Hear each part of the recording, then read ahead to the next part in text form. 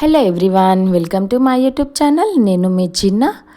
ఈరోజు ఈ వీడియోలో ఉప్పుడు బియ్యం బాయిల్డ్ రైస్ లేకుండా ఇడ్లీకి దోశకి ఏ విధంగా బియ్యం నానపెట్టుకోవాలి అనేది చూపిస్తాను. మీరు అనుకోవచ్చు ఇది ఏమైనా పెద్ద విషయమా, అందరికీ తెలిసిందే కదా అనేసి అనుకోవచ్చు. బట్ యూజువల్గా అయితే మనము ఉప్పుడు బియ్యంతో ఇడ్లీకి దోశకి వేసుకుంటూ ఉంటాము.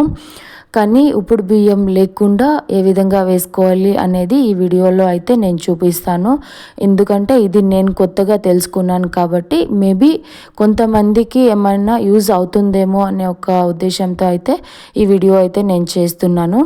సో ఇక్కడ నేనైతే 4 గ్లాసెస్ రైస్ అయితే తీసుకున్నాను, రేషన్ బియ్యము. సో ఈ 4 గ్లాసెస్ రేషన్ బియ్యంకి హాఫ్ గ్లాస్ ఉద్దిపప్పు అయితే యాడ్ చేసుకుంటున్నాను. యాడ్ చేసుకొని ఇప్పుడు దీన్ని నీట్గా వాష్ చేసి అయితే పెట్టుకుందాము. ఇక్కడ నేనైతే ఒక 4-5 టైమ్స్ అయితే వాష్ చేసుకున్నానండి. ఇలా వాష్ చేసి పెట్టుకున్న తర్వాత ఇడ్లీ ఇంకా ఎక్కువ సాఫ్ట్గా రావడం కోసం అని చెప్పి ఇందులో ఒక టేబుల్ స్పూన్ మెంతులు అయితే యాడ్ చేసుకుందాము. యూజువల్గా మేము ఇడ్లీకి వేసుకోవాలి అంటే 4 glasses boiled rice, 2 glasses ration rice, తర్వాత హాఫ్ గ్లాస్ ఉద్దిపప్పు, కొద్దిగా రైస్ అయితే వేసుకొని యాడ్ చేసుకొని మిషన్కి అయితే పట్టించుకుంటాము. బట్ రీసెంట్గా నేను తెలుసుకున్నాను ఉప్పుడు బియ్యం లేకుండా కూడా ఇడ్లీకి వేసుకోవచ్చు అని చెప్పి. సో కాబట్టి మేబీ కొంతమందికైనా యూజ్ అవుతుందేమో అనే ఒక దీంతో నేను ఈ వీడియో అయితే చేస్తున్నాను.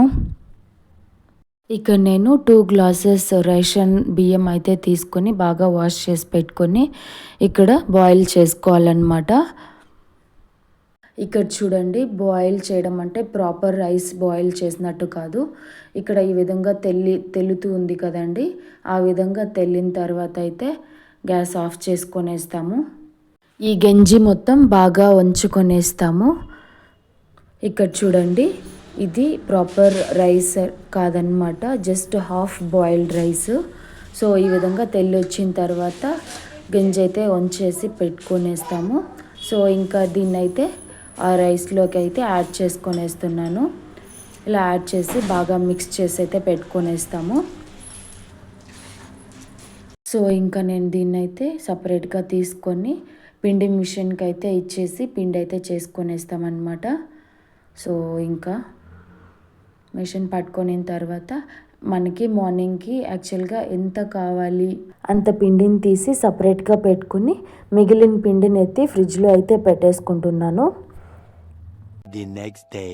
సో ఇంకా ఈ పిండిలో అయితే కొద్దిగా సాల్ట్, కొద్దిగా సోడా అయితే యాడ్ చేసుకుందాము.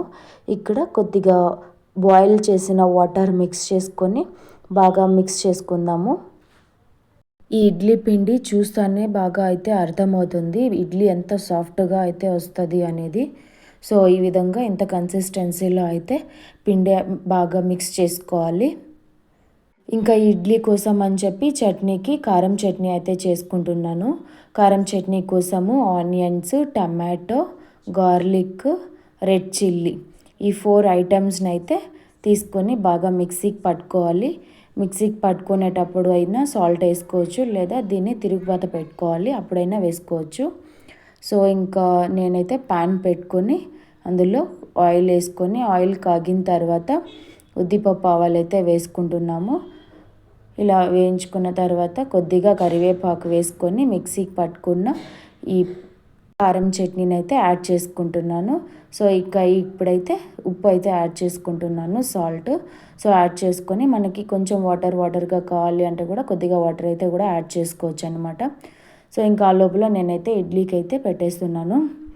ఆ నీరు బాగా మరిగిన తర్వాత దీన్ని అంతా తీసి ఇడ్లీ గుండాయిలో అయితే పెట్టుకుందాము.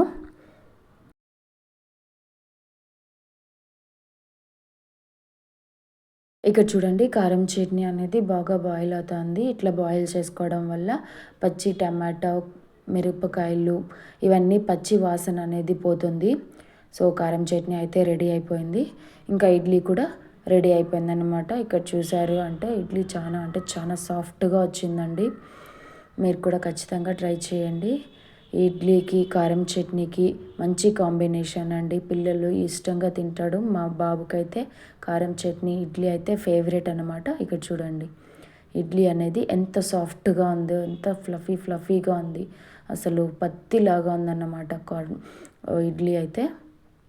మీరు కూడా తప్పకుండా నేను చెప్పిన విధానంలో అయితే ట్రై చేయండి. మీ ఇంట్లో ట్రై చేసి మీకు ఎలా వచ్చిందనేది కమెంట్ సెక్షన్లో మెన్షన్ చేయండి.